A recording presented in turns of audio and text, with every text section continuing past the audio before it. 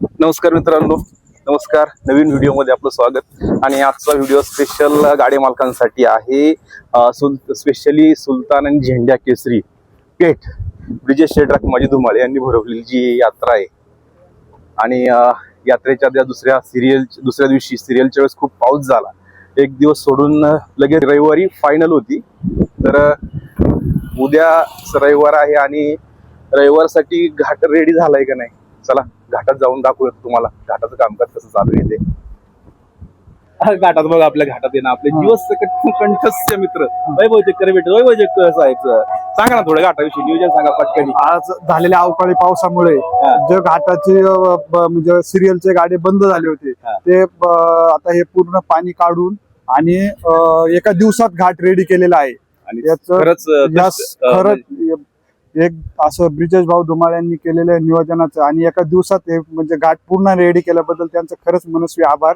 आणि या यात्रेचा फायनल आणि सेमी फायनलचा प्रेक्षकांनी आणि बैलगाडा मालकांनी आनंद घ्यावा ही विनंती.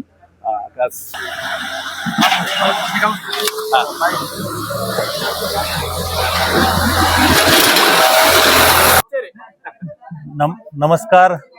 आज पेठगावच्या या बैलगाडा घाटामध्ये ब्रिजेश शेठ धुमाळ आमचे मित्र आणि सर्व मित्र परिवार बैलगाडा संघटना यांच्या माध्यमातून गेले 4 दिवस बैलगाड्याचा थरार या ठिकाणी आपण पाहत आहोत. परंतु नैसर्गिक आपत्ती आली आणि पावसामुळं 2 दिवस स्पर्धा आपण पुढे ढकलली. आणि या ठिकाणी आपण पाहत आहोत, परवा पाऊस झाला आणि त्याच्यातून या ठिकाणी डोक्या इतकं पाणी या ठिकाणी होतं. साधारण 8 ते 9 फूट पाणी असतानाही या ठिकाणी सकाळपासून सर्व कार्यकर्ते बैलगाडा प्रेमी या ठिकाणी मनापासून आतोनात झटत आहेत. आणि त्या माध्यमातून सकाळी या ठिकाणी 8 फूट पाणी आहे आपण पाहिलं. आणि आता ज्यावेळेस मी या ठिकाणी बैलगाडा घाटाला भेट देण्यासाठी आलो तर आश्चर्याची गोष्ट आहे, या ठिकाणी एक थेंब पाणी नाही. सकाळपासून 7 ते 8 या ठिकाणी पंप लावून पाणी या ठिकाणी काढण्यात आलेलं आहे. आणि धावपट्टीवर आपण पाहत आहात माती टाकून रोलर फिरवलेला आहे. पूर्ण धावपट्टी ही पाहिली असेल तुम्ही, ज्यावेळेस क्रिकेटची धावपट्टी दाखवतात त्याप्रमाणे खरं पाहिलं तुम्ही या ठिकाणी कॅमेरा दाखवा, पूर्ण धावपट्टी सुकलेली आहे. कुठंही चिखलाचा अंश नाही, पाण्याचा अंश नाही.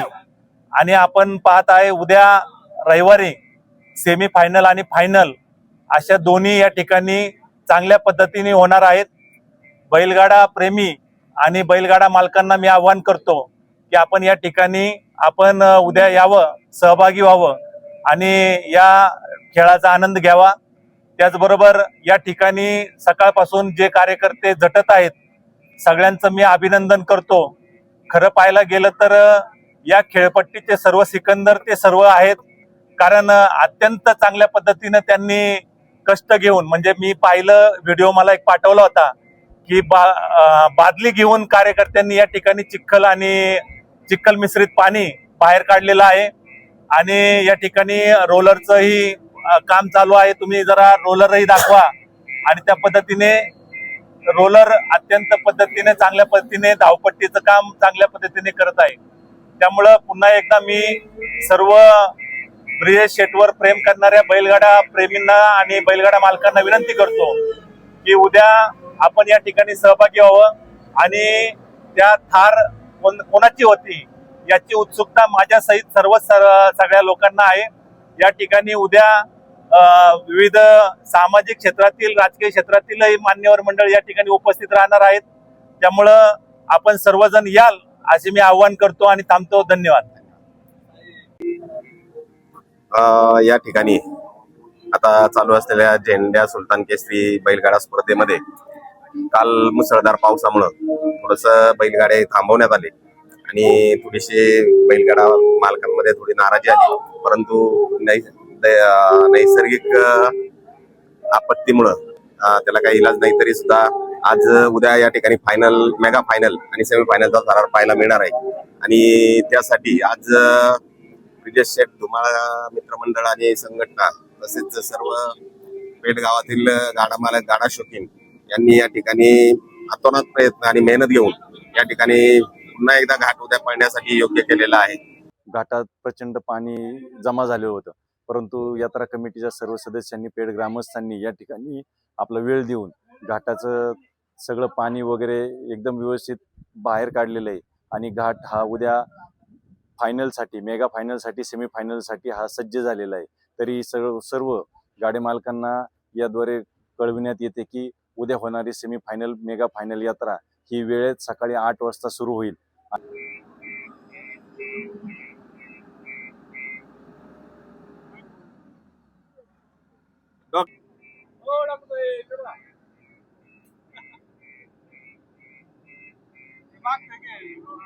हे काय घाट पाहण्यासाठी, घाटाचं नियोजन पाहण्यासाठी श्रेयश पण आलेले आहेत आपले गावातले कार्यकर्ते. काय श्रेयश, काय वाटतंय तयारी पाहून? टॉपची माईक थोडा वरती घ्या. हा बोला. नियोजन टॉपचं आहे. टॉपचं आहे. वाटलं होतं का घाट तयार होईल? नाही नाही नाही नाही, अगदी एकदम टॉपचं नियोजन झालेलं आहे बा. कमर एवढं पाणी होतं काल. हा, काल कमरे एवढं पाणी होतं. तरी कसं नियोजन कसं टॉपचं आहे. मग गाड पाहायला यावंच लागते. हे बा इकडं आळही एकदम चकाचक, कुठंच पाणी नाही, काय नाही काय नाही. वैभव शेठ बोला. काय म्हणताय मग? काय पाहू शकताय तुम्ही, आळ्यामध्ये कुठंच पाणी नाहीये. आळं जर पावसाने थोडस वाऱ्याने थोडं विचलित झालं होतं, पण ते पण ठीक करण्यात आलेलं आहे. आता ही टॉपची आंबेगाव तालुक्यातली धावपट्टी तयार झालेली आहे आणि कोण होतंय ठारचं मानकरी पाहण्यासाठी उद्या यावाच लागतंय. ठार ठार ठार ठार.